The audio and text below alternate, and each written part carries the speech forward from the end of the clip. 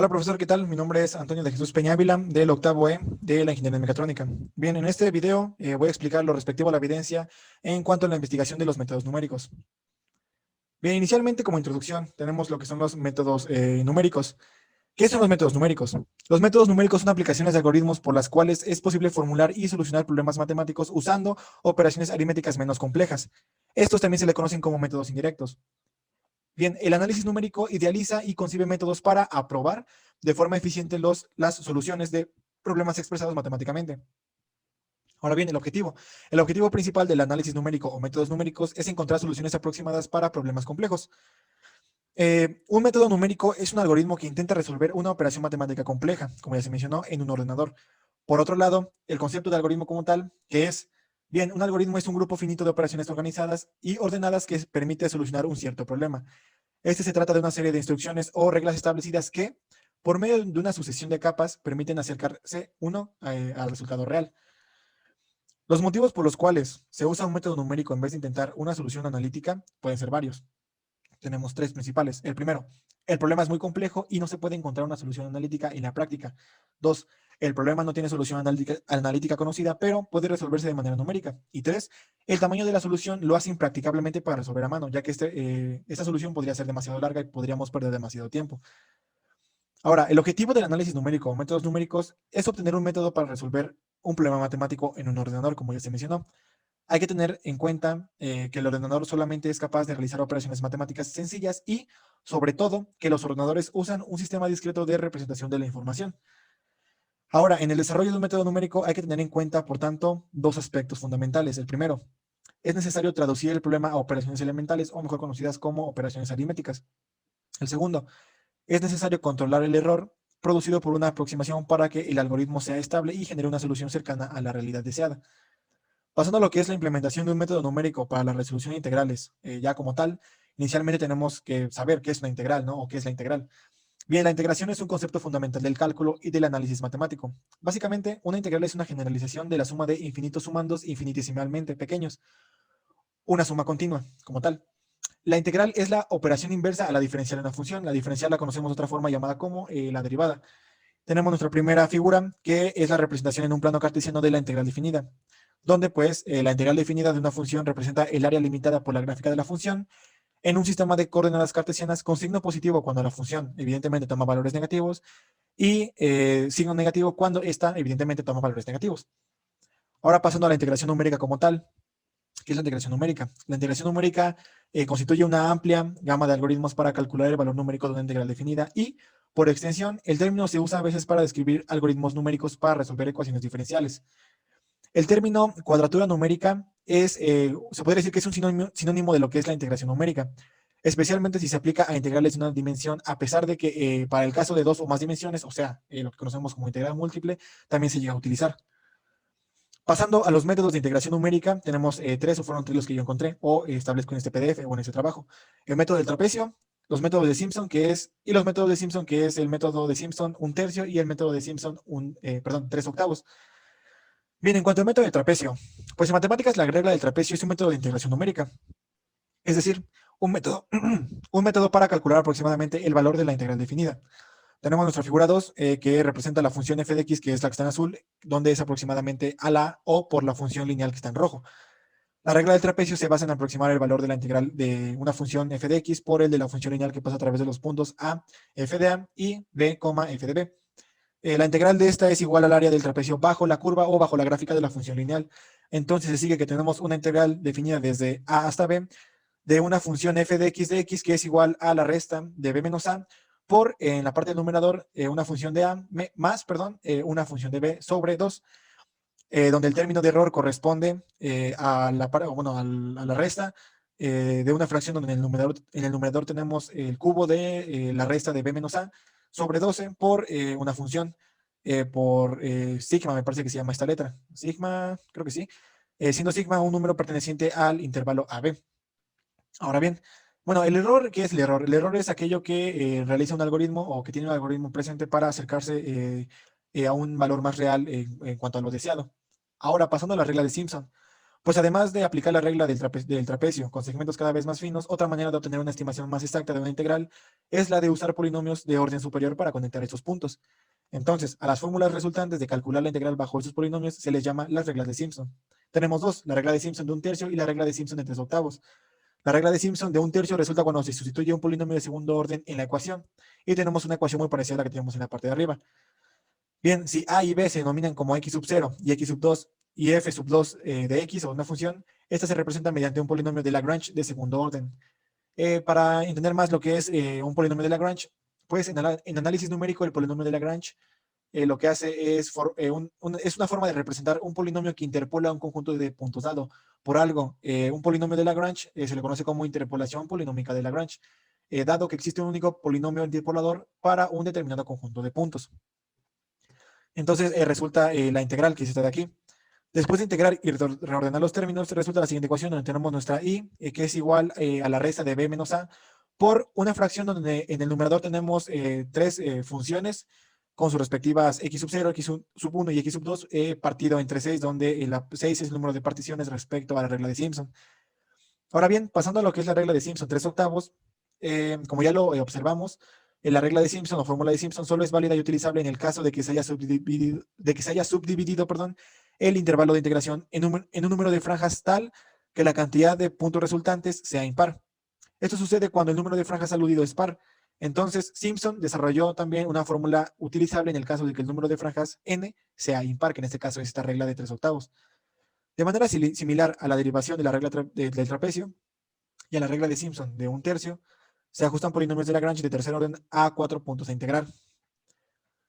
Donde tenemos aquí nuestro par de integrales respecto a nuestra función x de x, para obtener asimismo tenemos la aproximación de nuestra integral, que es igual a la resta de b menos a multiplicado por una fracción, donde en el numerador tenemos nuestros cuatro términos respecto a la función, que llevan por sí mismo x desde x sub 0 hasta x sub 3 en este caso, dividido entre 8, que es el número de particiones.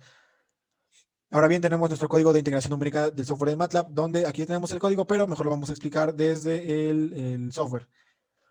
Bien, tenemos nuestro programa, donde inicialmente tenemos nuestra función, o declaramos nuestra función, que es para declararlo el nombre tal cual de la función, donde llamamos a este como programa regla Simpson. Posteriormente se imprime en la pantalla el mensaje de bienvenida al correr el script, el cual este indica para qué sirve el programa y determina la regla que vamos a utilizar para resolver la derivada o la operación en este caso. Posteriormente imprimimos pantalla, introducimos o creamos una interfaz para ingresar la función en la que, de la que se desea obtener la integral. La función f igual a inline g, que es la entrada, sirve para convertir la función. Posteriormente se declaran las variables para solicitar la introducción de los datos correspondientes a la integral y la aplicación del método. Esos datos que se requieren para solicitar la introducción de datos como tal son estas tres, donde tenemos a, b y k, donde a es el extremo inferior de la integral definida, b es el extremo superior de la integral definida, k es la cantidad de veces que vamos a aplicar el método, que en este caso es el método de la regla de Simpson. Posteriormente tenemos definida la variable n, que es igual a 3 veces multiplicado por la cantidad de veces que se va a aplicar el método, y n se convierte o es igual a la cantidad de particiones que realizará el método. Posteriormente tenemos la variable h, que es igual a la resta de b menos a entre n, donde aquí se resta el intervalo final menos el inicial de la integral y se divide entre la cantidad de particiones deseada. Y bueno, y finalmente, en cuanto a estas variables, tenemos a igual a 0, que esta sirve para que se declare la variable donde se va a almacenar toda la suma realizada o que se va a realizar.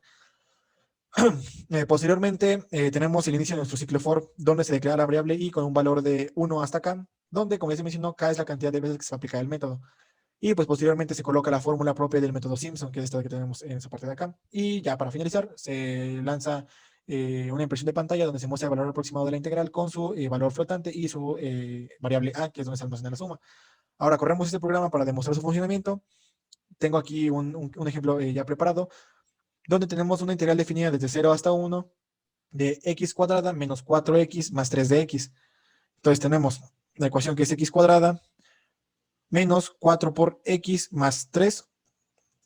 Ajá, 4, x cuadrada menos 4x más 3. Aquí tenemos x cuadrada menos 4 por x más 3. Damos enter. Ingresa el extremo inferior de la integral, o sea, 0. Ponemos 0. Ingresa el extremo superior de la integral, o sea, 1. Ponemos 1. Damos enter. Ingrese la cantidad de veces que desea aplicar el método, pues solamente una vez. Damos Enter y nos lanza el valor, donde dice el valor aproximado de la integral es 1.3333. Y eso es igual a 4 tercios. Entonces podemos observar que el programa o el código funciona de manera correcta. Vamos a dejar en limpio esta parte de acá para el siguiente código. Y posteriormente pasamos a lo que es la implementación de un método numérico para la resolución ahora de derivadas. Bien, inicialmente, ¿qué es una derivada? Al igual que con la integral, ¿no? ¿Qué es una derivada? Pues en cálculo diferencial y el análisis matemático, la derivada de una función es la razón de cambio instantánea con la que varía el valor de dicha función matemática, según se modifique el valor de su variable independiente. La derivada de una función es un concepto local, es decir, se calcula como límite de la rapidez de cambio media de la función en cierto intervalo, cuando el intervalo considerado para la variable independiente se torna cada vez más pequeño. Es por eso que pues hablamos de un valor de la derivada de una función, pero en un punto dado. Y tenemos nuestra figura 3 de este trabajo, donde tenemos la representación de un plano cartesiano de la derivada, donde pues la derivada de la función en el punto marcado es equivalente a la pendiente y la recta tangente.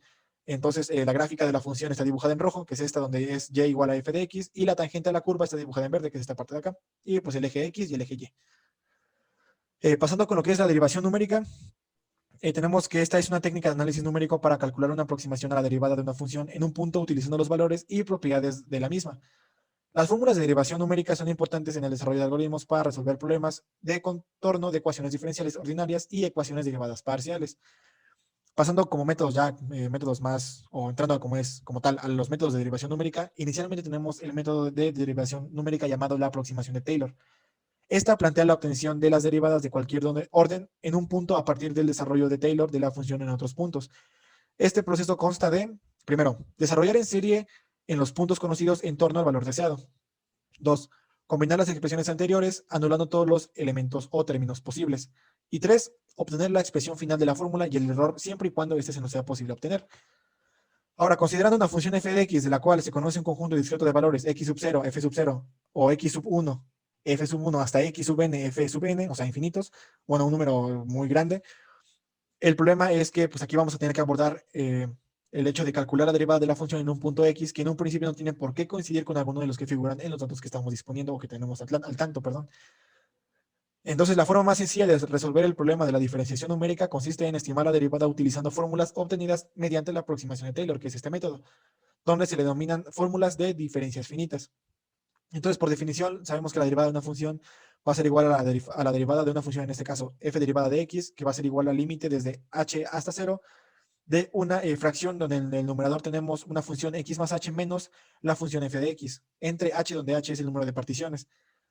Entonces las aproximaciones numéricas que podamos hacer para h mayor que 0 serán lo respectivo a la diferencial o derivaciones hacia adelante, lo respectivo a las diferencias o derivaciones hacia atrás, y posteriormente las derivaciones centrales, donde la aproximación de la derivada por este método entrega resultados aceptables con un determinado error. Y pues para determinar o minimizar los errores, se estima que el promedio de ambas entregas, pues la mejor aproximación numérica para el problema dado será esta, que es la de las diferenciales o derivaciones centrales. Pasando ahora a lo que son los métodos de diferencias finitas, pues esto ya es más como teórico, ¿no? Este método consiste en una aproximación de las derivadas parciales por expresiones algebraicas con los valores de la variable dependiente en un limitado número de puntos seleccionados. Asimismo, como resultado de la aproximación, la ecuación diferencial parcial que describe el problema es reemplazada por un número finito de ecuaciones algebraicas, en términos de los valores de la variable dependiente en puntos deseados. Asimismo, el valor de los puntos seleccionados se convierte en las incógnitas. El sistema de ecuaciones algebraicas debe ser resuelto y puede llevar un número largo de operaciones aritméticas, que es lo que decíamos, eso se le asigna a un ordenador para que esas operaciones largas aritméticas no las hagamos nosotros. Y pues posteriormente tenemos el método de diferencias divididas, donde se establece que el método de Newton de diferencias divididas es otra forma de obtener el polinomio interpolador, que es lo de la interpolación polinómica de Lagrange. Esto por medio de que dado cierto número de puntos obtenidos por muestreo o a partir de un experimento, pues aquí se pretende encontrar un polinomio que pase por todos los puntos. Entonces, dada una función f, de la cual se conocen sus valores en un número finito de abscisas x sub 1, x sub 2 hasta x sub n, se le llama interpolación polinómica, que lo ya mencionado, y se le llama así al proceso de hallar un polinomio Pm de x de grado menor o igual a x. Sea f de n una variable discreta de n elementos y x de n otra variable discreta de n elementos, los cuales corresponden por parejas a la imagen u ordenada y abscisa de los datos que se quiera interpolar, eso hará que respectivamente se dé esta ecuación. Ese método es muy algorítmico, por lo que resulta muy cómodo, y más cuando se quiere calcular un polinomio interpolador de grado elevado. Y pues de esta forma el polinomio resultante tendrá la forma de una ecuación que es una sumatoria desde i igual a 0 hasta k menos 1, o k igual a 1, perdón, no, k menos 1, de las variables a, g y la función o como tal x, definiendo g, x como la sumatoria o un valor paralelo desde i igual a 0 hasta i, multiplicado por la resta de x menos x sub i. Y pues ya finalmente tenemos este último método, que es el método de derivadas de orden superior, donde a partir de las fórmulas progresivas, regresivas o centrales para la aproximación de las derivadas primeras, y teniendo en cuenta que la derivada de orden b de f es la derivada de la, es la primera de la, es la derivada primera de la derivada de orden b sub b menos 1 de f, se pueden obtener fórmulas para las actividades, se pueden obtener fórmulas para las derivadas de orden superior. Así, por ejemplo, si consideramos las fórmulas progresivas para la primera derivada, se tiene la siguiente fórmula progresiva para la derivada segunda. Entonces, aquí lo que se muestra es una ecuación que de tener una derivada primera, pasamos a una derivada segunda. De esta forma, razonando de la misma manera, se pueden obtener otras fórmulas para la derivada segunda partiendo de las regresivas o de las centrales, o incluso combinando los distintos tipos. Por ejemplo, considerando las fórmulas centrales se tienen y tenemos pues la misma estructura de lo que es las derivadas de orden superior, y para que, de forma que se combinen las fórmulas centrales, las progresivas y las regresivas, se tiene esta ecuación, la cual llegamos a la conclusión de que mediante este mismo proceso se pueden obtener fórmulas para las derivadas de orden primero, que ya son las que se sacaron. Las derivadas de orden segundo, que ya son las que se mostraron. Las de orden tercero, las de orden cuarto, las de orden quinto, etc, etc, etc. Y finalmente tenemos nuestro código de derivación numérica en el software de MATLAB, donde vamos a presentarlo en el software. Abrimos el editor, tenemos nuestro script de nuestro código de derivadas. Inicialmente tenemos en forma de comentario pues las fórmulas de nuestras derivadas, ¿no? Tenemos la primera derivada y su fórmula. Tenemos la diferenciación o derivación hacia adelante y su fórmula. Tenemos la derivación o diferenciación hacia atrás y la derivación o diferenciación central o centrada. Entonces se imprime inicialmente en la pantalla el mensaje de bienvenida al correo del script, el cual indica para qué nos sirve el programa y determina la regla utilizada, que en este caso es programa para encontrar el valor de una derivada por medio de las reglas de derivación.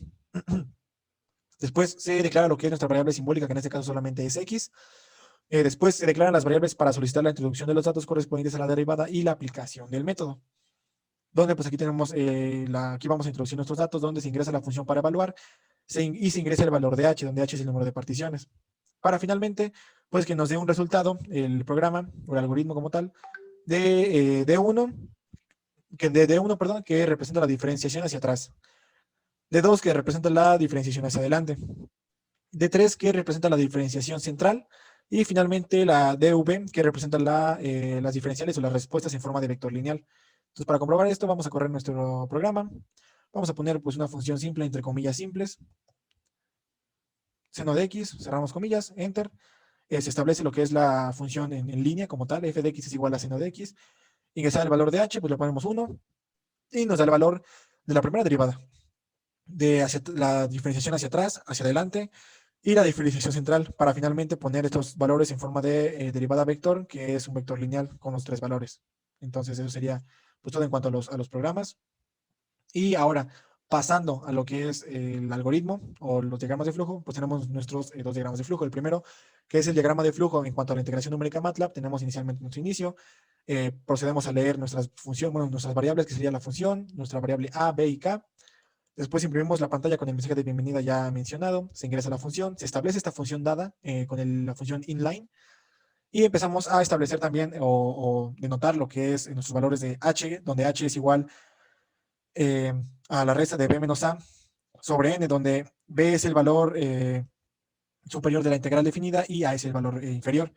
N es el número de veces que se aplica el método, digo que se hacen las particiones. Después tenemos que n es igual a 3 veces la multiplicación por k, donde k es el número de veces que sí se va a aplicar el método o que se desea aplicar el método. A, como ya se mencionó en el primer programa, A va a ser solamente una variable igualada a 0, donde se va a almacenar toda la suma. Y posteriormente tenemos nuestros procesos, donde se toma en cuenta nuestro ciclo for, donde i es igual a 1 hasta k. Y posteriormente tenemos nuestra fórmula en cuanto a la regla de Simpson, para finalmente escribir lo que es los datos almacenados en la variable A, acompañados de su pues, valor flotante, ¿no? Para que se dé de manera más precisa la integral. Ahora bien, eso es en cuanto al primer código. En cuanto al segundo, que es el diagrama de flujo, en cuanto a la derivación numérica en MATLAB, Aquí tenemos nuestro inicio, se asigna, se hace la asignación de la función en MATLAB, que es el programa de derivación numérica. Se imprime la pantalla con mensaje de bienvenida del programa. Se hace la asignación del valor simbólico de X propio del código, donde pues bien puede ser X, Y, Z o cualquier otro literal. Se ingresa la función, se establece esta función ya dada y posteriormente se ingresan los datos que se desean, que es ingresar el número total de particiones deseadas, y posteriormente se indican lo que son las fórmulas, la fórmula de la diferencia detrás, que es D igual a la fórmula, diferencia central donde se representa con D igual a 3 y la diferencia delante que se representa con D igual a 2. Después se muestran los valores de D1, D2, D3 y el valor de DV, que es el valor lineal o sea, el valor de las derivadas en cuanto o formadas en un vector lineal. Y tenemos el final. Entonces esto sería todo por parte de los diagramas de flujo. Y esto sería todo por parte de esta evidencia en cuanto a la investigación de los métodos numéricos. Así que eso es todo y pues muchas gracias.